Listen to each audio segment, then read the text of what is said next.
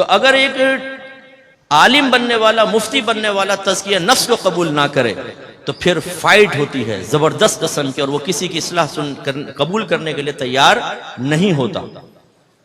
پھر وہ اور جب اوپر جاتا ہے تو ان اکابرین میں تبدیل ہو جاتا ہے جو دوسرے سے علمی اختلاف بھی رکھتے ہیں لیکن انداز صحیح نہیں ہوتا، لیکن بہت سے ذاتیات پر مشتمل اختلاف ہوتے ہیں.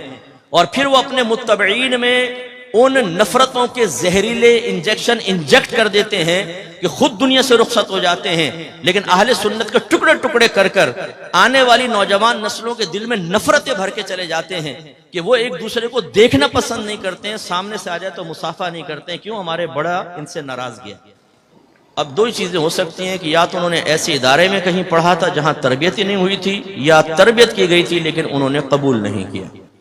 یا آج جو ہمارے یہاں پھڈے ہو رہے ہیں نا، چھوٹی چھوٹی باتوں کے اوپر اتنے بڑے پھڈے، اور یوٹیوب کے اوپر جو تماشا ہے، میں آپ کو تو عرض کروں گا اور سب جو سننے والے ہیں کہ اس لعنت میں خدا را آپ مبتلا مت ہوئیے گا کہ کسی ایک کی عقیدت میں آپ دوسرے کسی سنی عالم کے وہ کو ذلیل کریں، اس کو بے عزت کریں اور اس کی عزت کی دھجیاں بکھیرنا اپنے لیے جائز اور بالکل حلال سمجھیں.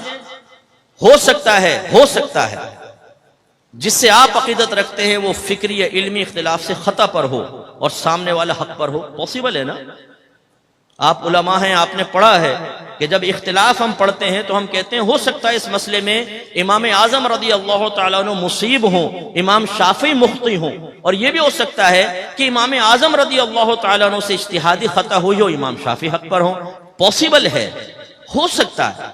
اب آپ غور کریں کہ وہ متبع کتنے خطرے میں ہے کہ اگر اس کا بڑا کسی علمی خطا میں مبتلا ہو کر ناحق کو حق کہہ رہا ہے اور سامنے والا حق کہہ رہا ہے قرآن و حدیث کے مطابق، لیکن اس کی عقیدت یہ کہتی ہے کہ چاہے وہ قرآن بیان کر رہا ہو حدیث، تیرے بڑے نے جو کہا ہے اس کو ماننا ہے، تو وہ حق قرآن اور حدیث کے خلاف بولے گا اور اپنا ایمان تباہ کر بیٹھے گا.